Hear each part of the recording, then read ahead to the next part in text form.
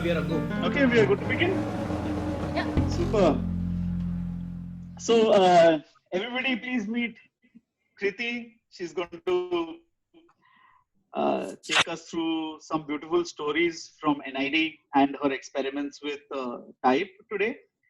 For those who don't know, she is 98 batch graphic design from NID. She comes from Delhi and runs a very successful graphic design studio in Delhi now.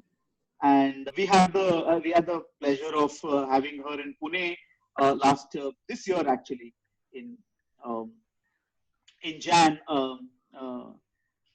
for her type workshop. It was superbly appreciated. People were so excited. I'm sure Kriti will show something about that workshop that she had in Pune. And yeah, that's it. I think I'll hand over to Kriti for getting on with her stories and blowing us over with her beautiful, beautiful work. No pressure at all. So, thank you so much, Sajid, for organizing this thing. This group is super amazing. Okay, now I can see myself, which is very distracting. Sorry. This group is super, super nice. I love the intimacy of this group. And when I was thinking about what to share at this point, I felt a little bit selfish, and I felt that it'll be nice to use it as a reflection on why I do what I do. 3 months into lockdown, I think it's also kind of required right now to remember that side of me, and hopefully for all of us also.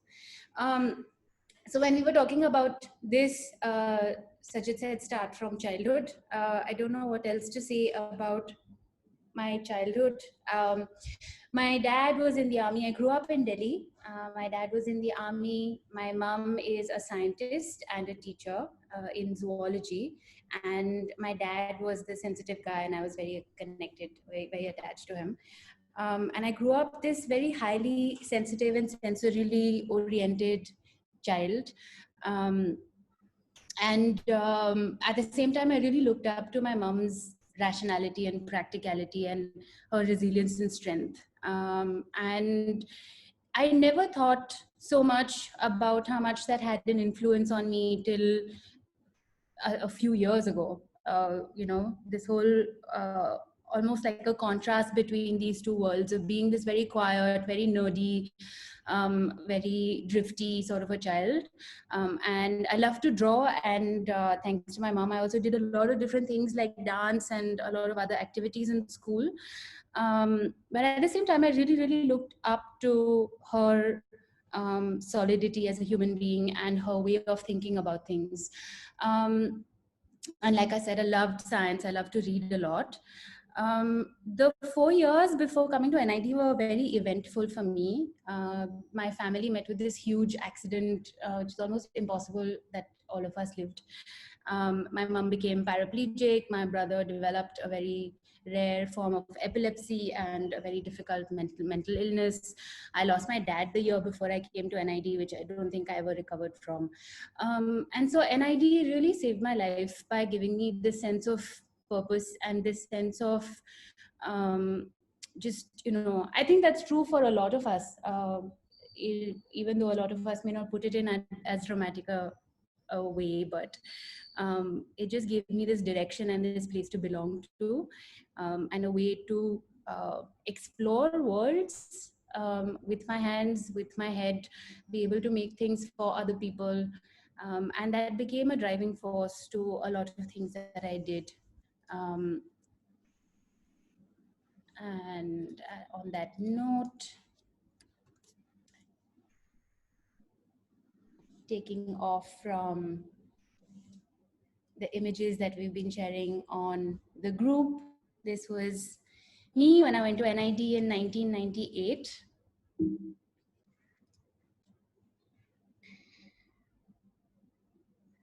This was my batch, who I'm weirdly, deeply connected with.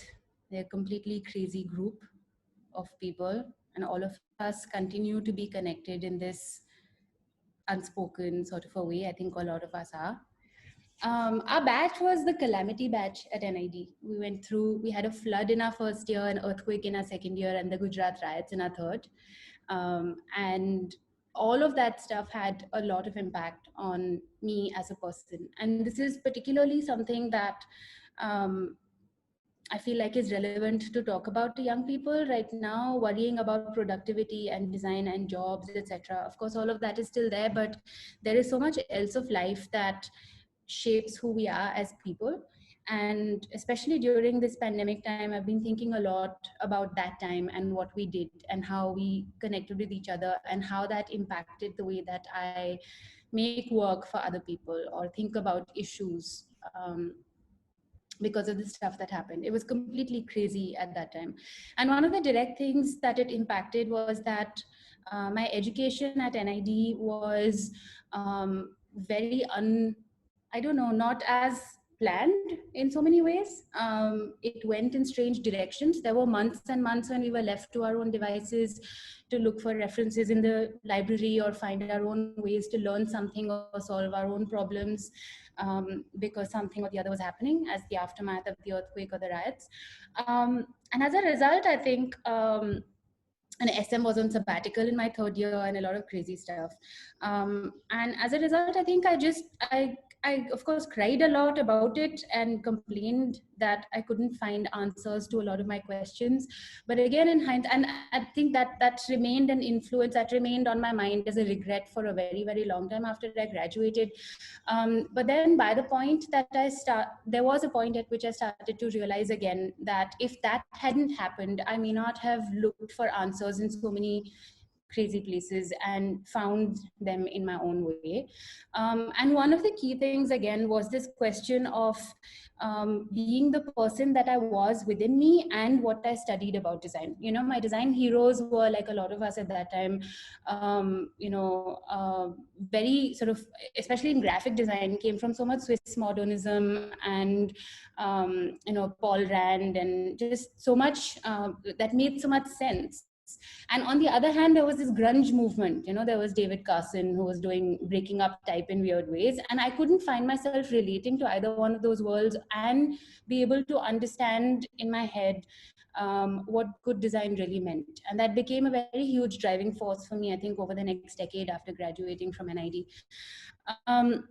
And as soon as I graduated, I worked with Ranjit Makuni on the Gandhi Multimedia Museum project, learned to code, etc. Went back to print with a vengeance, worked with Fab India for a few years, ended up becoming their spokesperson, managing their graphic design and communications department and speaking for Fab India, etc., which was quite crazy because I felt so young and so ill-equipped for that job.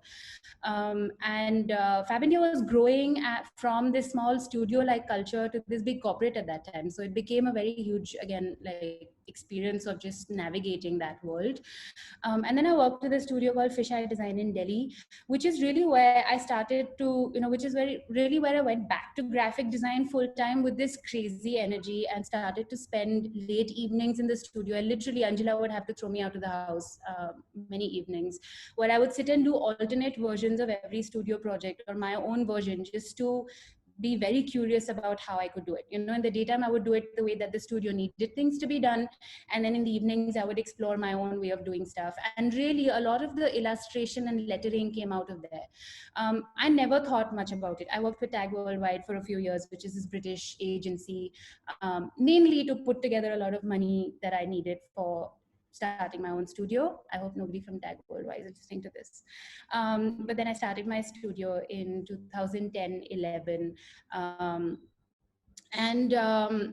So yeah, and now since the last 2 years and formally since the last year, Hanumant who runs Quick Brown Fox Design and I partnered.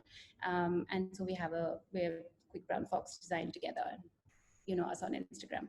So going back to Fisheye this was a shoe design for Converse shoes. And this was one of the, I think, two things that I talk about mainly from at that time that really blew my mind. It's not a very big project as such. It was an initiative by Bono and Bobby Shriver about AIDS, and I illustrated on the shoe as opposed to the other more nerdy things that we were doing from the studio. But it really blew my mind and changed my life, because it gave me permission to draw within the realm of graphic design, which I didn't think was something that came together. Like drawing my diaries and drawing itself or illustration as such was something that I did in my private space, and I didn't consider it in a personal scenario really. And so the fact that something that I had created got picked and displayed around the world really, I think it really helped me understand that I could do that.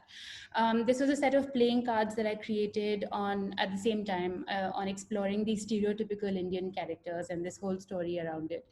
And this was the other piece I drew. I was lettering the lyrics of this song, and it became a print, and it found its way to David Gilmour, who sent me a letter. And again, it's not, looking back, I don't think that it's the greatest piece of lettering, or I don't know, whatever. But it just really blew my own mind, and it got me thinking a lot about what value there was in the work that I create. I didn't even call it work at that time, but it really got me thinking about what value there was, because I was watching people respond so viscerally to some of the stuff that I did in my private space, and that I could not imagine achieving in my professional space from my regular graphic design work.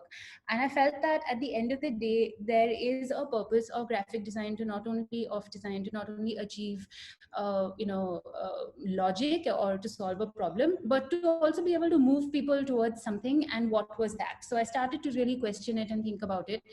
At the same time, Design Yatra, etc. was happening, and I had access to a lot of blogs. I wrote shameless emails to a lot of international designers, getting in touch with them.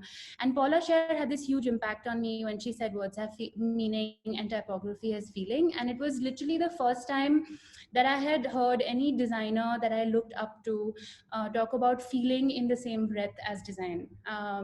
I mean, I know that it's just my experience. It's not that it wasn't there. I wasn't mature enough to understand minimalism as much, I suppose. But the moment that I heard her say that, I started to feel more free to explore lettering and type in my own way. And I also started to think about telling better stories through the work that we do. And what is it that we really do when we create, even typical graphic design projects. So I started to think beyond form and started to think in terms of what people read into and how that impacts their life. So this is a piece that you also see behind me. This is something that I created for an Alliance Francaise exhibition. It's hand lettered and hand drawn. It's just the Tolkien poem. And I started to really love the fact that words that I have always loved, and so much poetry and music that I've always listened to, I could sort of start exploring a new dimension of starting to express them. I'm going to start going a bit faster, so excuse my speaking like a train. But this is stuff that, so a little bit of work and, typical studio work. But this is soon after Fisheye, a lot of the hospitality space started to, I started to get a lot into hospitality work, working for restaurants, etc. And that seemed like really fortuitous for me, because of all of this stuff that I was saying about stories and experiences. And Basra talked about this restaurant the other day where Riaz, Gresham, Basra, and I would spend hours in this space every day, and everybody would do everything. There was no boundary, and in so many different ways to my peers, it seemed like a very unprofessional way of doing graphic design. But for me, this changed the way that I looked at spaces, because I started to think very seamlessly about what people are listening, what temperature the room is, what light there is, what people are seeing on their plate, what the texture of the menu cover is, and how all of that comes together into one seamless whole, and how they don't have to be separate things. And Smokehouse Room was really interesting. It was this molecular gastronomy space. There was so again, like, I won't speak too much about it because there's lots to go. But the Hungry Monkeys, this other restaurant where the story that we came up with was this idea of hungry being standing for being a metaphor for curious and monkey being adventure. So curiosity is the beginning of adventure. Became like the underlying story for everything that we created for Hungry Monkey.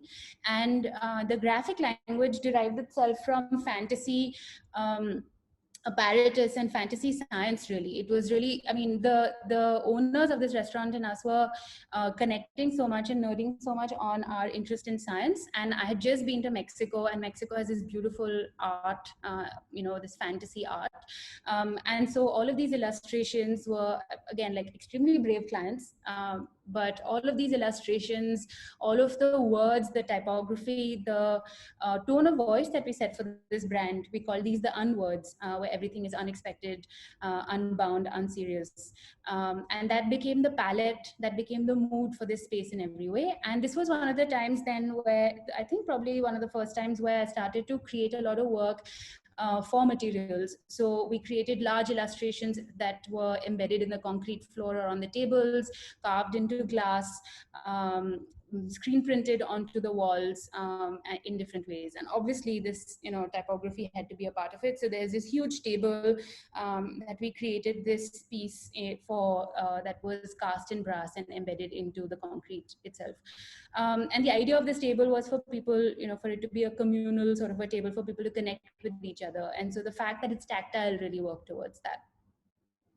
And so, like we said, curiosity is the beginning of adventure. So everywhere there were different touch points that could evoke that feeling. And we kept questioning everything. We kept saying things like, when you remove a cushion or when you move your foot, is there something under it? We really literally looked at different points in the restaurant where you could find stories.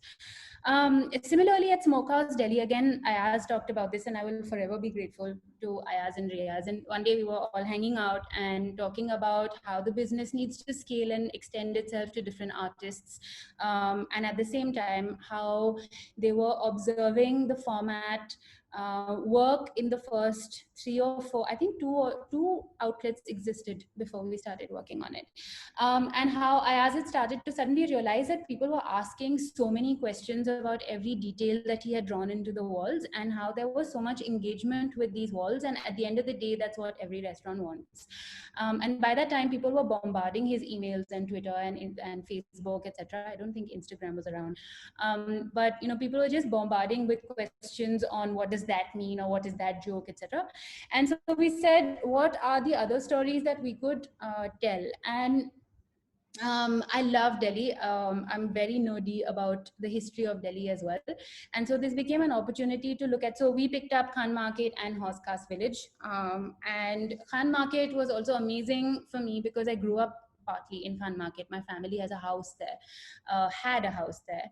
And Horse Cast Village, because it has many layers of history. So again, like I've spoken about this project many different times and how deep it goes. Essentially, there are four layers of illustration that I talked about, or that I thought about or learned about while doing this project. One is the fact that as soon as people walk into it, there needs to be a certain lightness, that they should just feel like they walked into a sketchbook and not feel overwhelmed by it, even though there's a museum-worthy amount of information in there. The second level of information is just details that they can watch and admire, maybe even recognize. The third level of detail is stuff that they might, what we call hooks, that there are pieces of poetry or the name of an artist that they might recognize, and then they might want to ask us more questions about it. And the fourth level is stuff that they will have to either ask us or Google. And we embedded a lot of stuff in there, and people did really search for a lot of things. The amount of conversation that started about Firozshah Tughlaq for Hoskas Village, or its urban village history. And similarly for Khan Market, we talked about the history of 50s and 60s Delhi and post-partition, etc.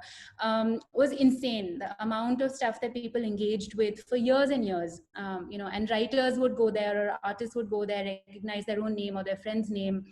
And for almost, I think, 5 years at least, maybe 7, I kept getting questions and inquiries about some detail or the other related to Smokehouse Delhi, which is unheard of with restaurants, because usually now the excitement about a restaurant lasts for a few months, maximum a year.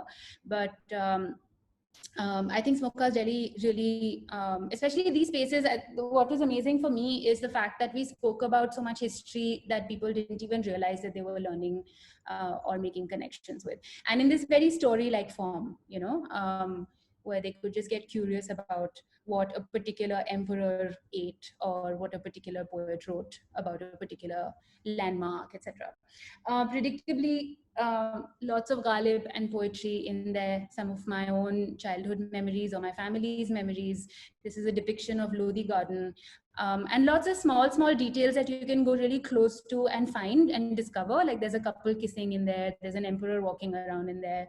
And the process of this as well was really amazing for me because I experimented with just having this very fluid team, bringing in students, bringing in friends.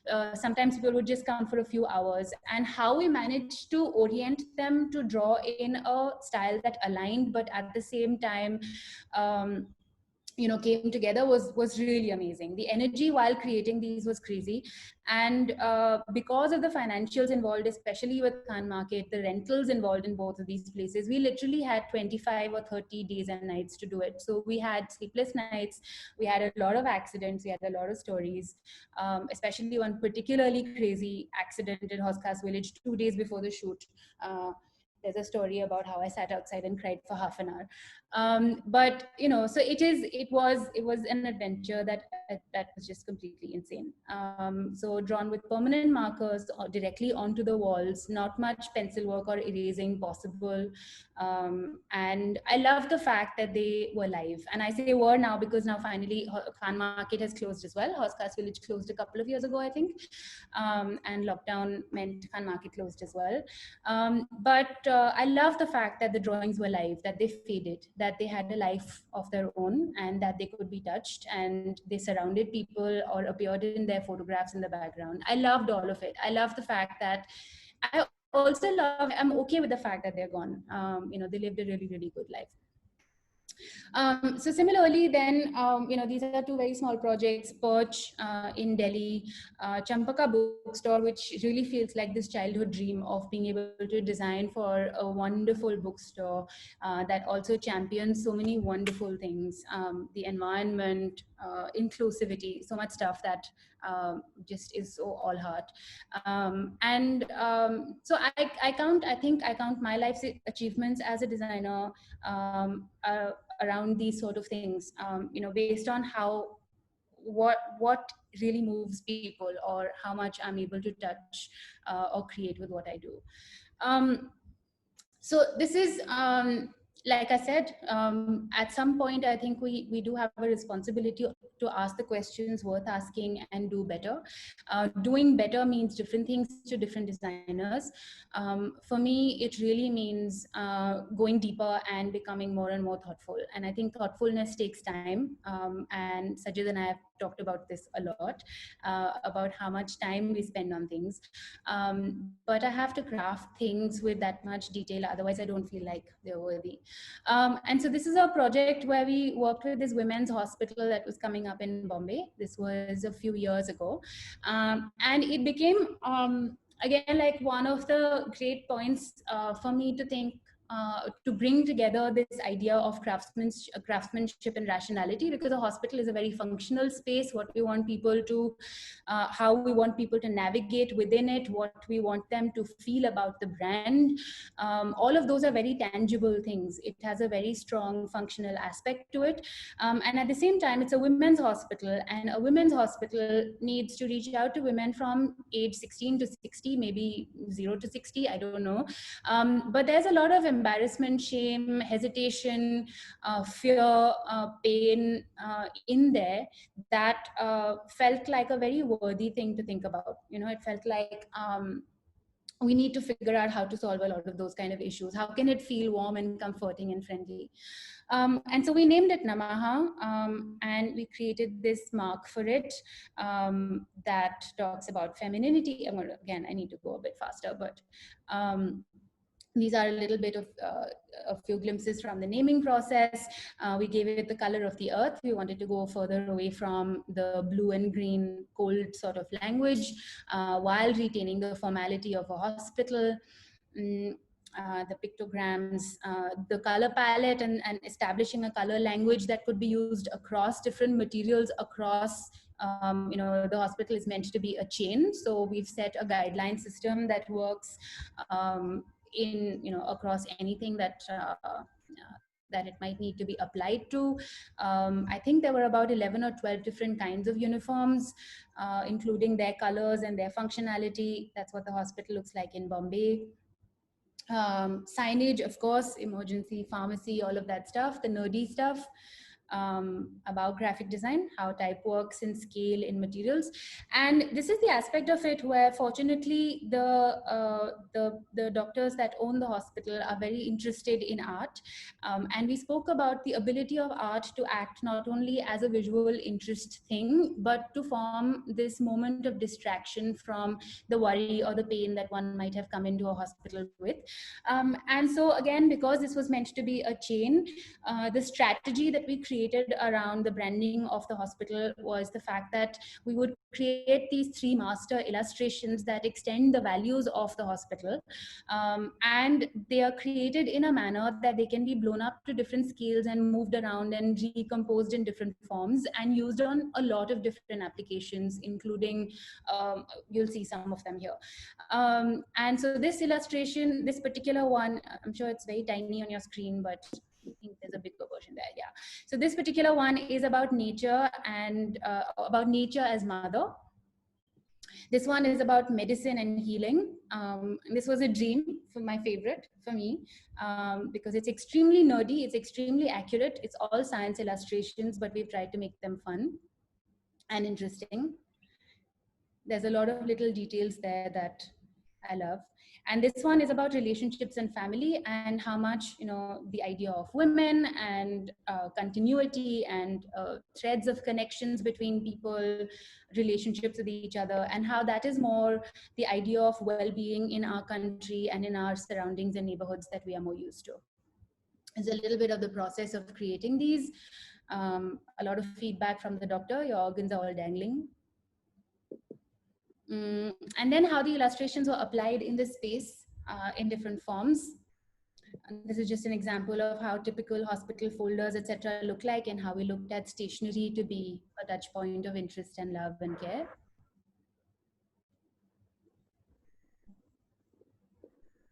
Canvas prints, even in the operation theater.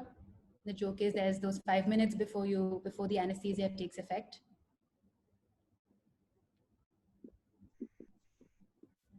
And we named the cafe Namha Nashta. We said it should be a cafe, not a cafeteria, so that maybe you can even drop into the cafe to have a really nice cup of coffee and might think about popping next door and chatting with your doctor as well, which, as most women will know, is a very important thing. So, and that I think has succeeded quite a bit. A lot of people drop in for coffee and cake and remember to get their tests or a consult. And so this is an adaptation of the nature illustration in this particular palette. This is another one. I'll just move faster forward and talk about. This is a story about how, I think I should tell that story separately in another place, but this is about how your relationship with your room numbers can be shifted slightly when we give it a certain icon. And so people remember that it was the room with the dolphins, or the room with the whale, or whatever it is, or the room with the flamingo that they had the first baby in, or, that's how they might describe it to a visiting relative, etc. as well. And the signage was super fun. The wayfinding system was something to really think about and blew my own mind to think about, because I never realized as a designer, as from the time that we were students, I really looked forward to doing a really elaborate signage system design. It's every graphic designer's dream, especially somebody who loves type. But then I started to realize that in a hospital, the lesser the signage, the better it is, because people don't want to read and shouldn't have to read. And wayfinding is really about eliminating as much signage as possible so that people can find their way as easily and as unobtrusively as possible. And so we looked at color, we actually ended up renaming some of the key areas, like nobody knows what OPD is, we named it clinics, and so on and so forth. Birth and baby center, for example, or IVF was called assisted reproduction, etc. And we established these colors for them so that you recognize which floor you've landed on by just the color of the cushion or the color of a particular wall, etc.